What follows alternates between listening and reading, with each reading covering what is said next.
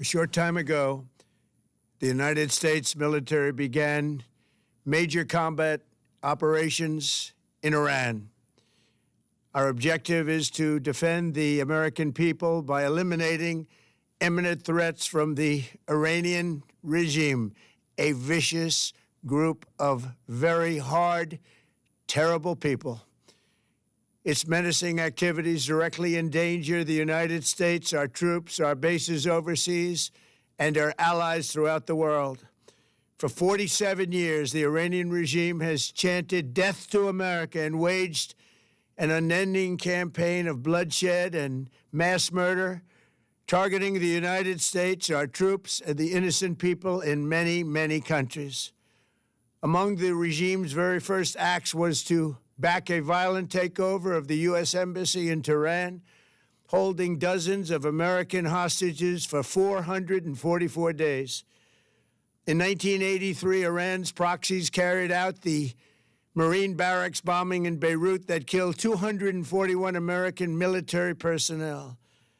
In 2000, they knew and were probably involved with the attack on the USS Cole. Many died.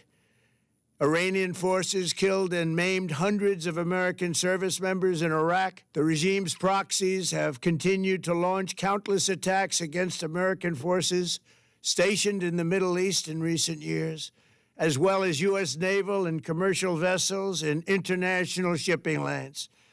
It's been mass terror, and we're not going to put up with it any longer. From Lebanon to Yemen and Syria to Iraq, the regime has armed, trained, and funded terrorist militias that have soaked the earth with blood and guts.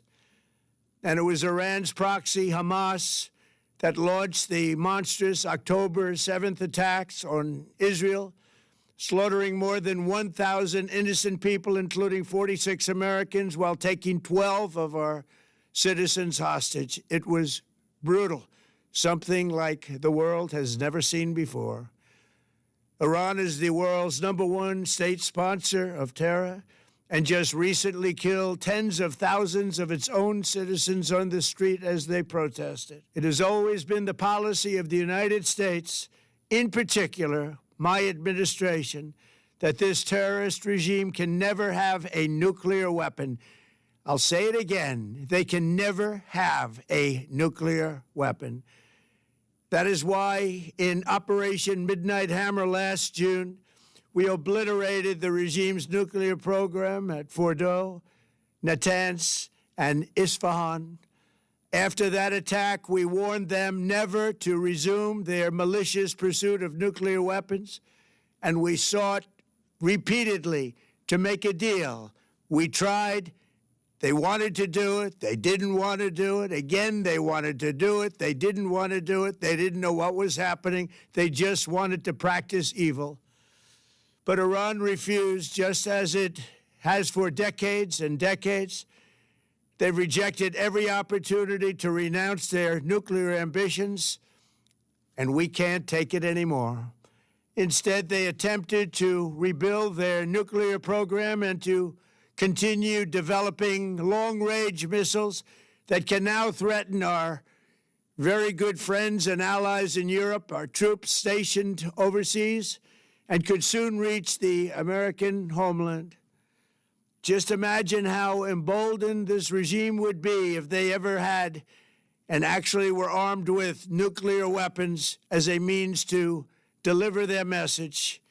For these reasons, the United States military is undertaking a massive and ongoing operation to prevent this very wicked, radical dictatorship from threatening America and our core national security interests. We are going to destroy their missiles and raise their missile industry to the ground. It will be totally, again, obliterated.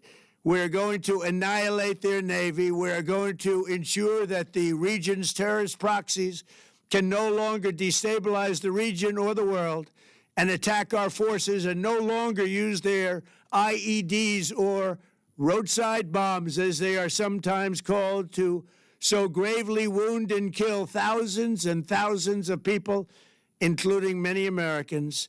and we will ensure that Iran does not obtain a nuclear weapon. It's a very simple message. They will never have a nuclear weapon.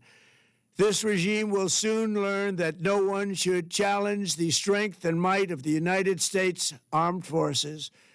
I built and rebuilt our military in my first administration, and there is no military on earth even close to its power, strength, or sophistication. My administration has taken every possible step to minimize the risk to U.S. personnel in the region. Even so, and I do not make this statement lightly, the Iranian regime seeks to kill. The lives of courageous American heroes may be lost, and we may have casualties. That often happens in war. But we're doing this not for now. We're doing this for the future, and it is a noble mission. We pray for every service member as they selflessly risk their lives to ensure that Americans and our children will never be threatened by a nuclear-armed Iran. We ask God to protect all of our heroes in harm's way, and we trust that, with his help, the men and women of the armed forces will prevail. We have the greatest in the world, and they will prevail. To the members of the Islamic Revolutionary Guard, the armed forces, and all of the police, I say tonight that you must lay down your weapons and have complete immunity, or, in the alternative, face certain death.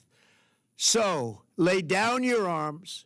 You will be treated fairly with total immunity, or you will face certain death.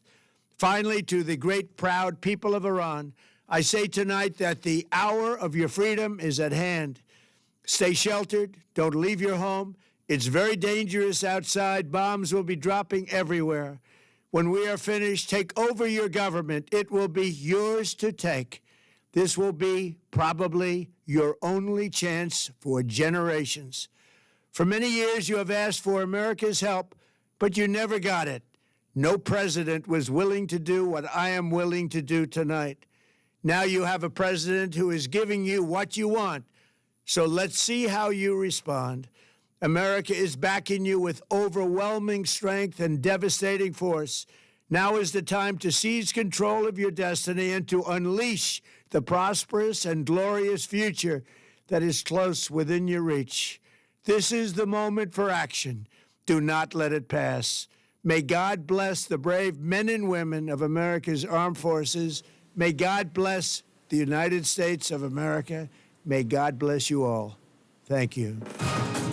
Ahí escuchábamos entonces el discurso de Donald Trump, íntegro, este discurso de 8 minutos que él comunica, lo postea íntegramente en su red social, en Truth Social, donde explica varios elementos con respecto a lo que él señala como motivaciones por este ataque que realiza y que hasta esa hora sabíamos que era un ataque realizado por Israel. Con el posteo de Trump está la confirmación de que es una operación conjunta entre Israel y Estados Unidos. De hecho, también durante esta madrugada el Pentágono publicó en su red social, en X, digamos en este caso, que la operación tenía un nombre específico que era Operación Furia. Así lo bautizaron como la operación que está realizando Estados Unidos con Israel para lo que se señalaba en el caso de Donald Trump, terminar con las capacidades, según él señalaba, para hacer armas atómicas del régimen iraní. También, por otra parte, nos hemos enterado a través de CNN Internacional por fuentes en el gobierno israelí que el objeto de los ataques, o uno de los objetos de los ataques, también eran altas autoridades del régimen iraní, como el ayatollah Ali Khamenei, pero que hasta esta hora no hay una mayor claridad de si es que esas figuras fueron o no alcanzadas por los ataques. Y también sabemos que Irán respondió con misiles para durante esta madrugada de Chile, durante esta mañana en horario del Medio Oriente, que llegaron a diferentes partes, diferentes países de la región, porque los misiles no solamente fueron apuntados hacia Israel, sino que también hacia lugares donde Irán considera que hay intereses estadounidenses, en particular bases militares en esa zona. Sabemos que hubo un fallecido en Emiratos Árabes Unidos. También productores de CNN vieron cómo en Qatar, en la capital de Qatar, Doha, hubo interceptación de misiles de Irán dirigidos hacia objetivos, bases estadounidenses que estaban en ese país. Y también en Bahrein vimos imágenes que mostraban el impacto de uno de estos misiles y el efecto más bien del impacto, el humo que dejaba cuando había hecho contacto. Vamos a seguir con los análisis, vamos a seguir en esta noticia que está totalmente en desarrollo y que, como decíamos, partió cuando esta madrugada se informó de los ataques por parte de Israel, luego sabiendo que se sumó Estados Unidos a Irán, y estamos tratando de poner en contexto qué es lo que sabemos y qué es lo que no, cuáles son los impactos y los efectos que esto tiene para Medio Oriente y también para la situación global. Continuamos en unos minutos más, vamos a una pausa y regresamos con esta cobertura especial en CNN Chile.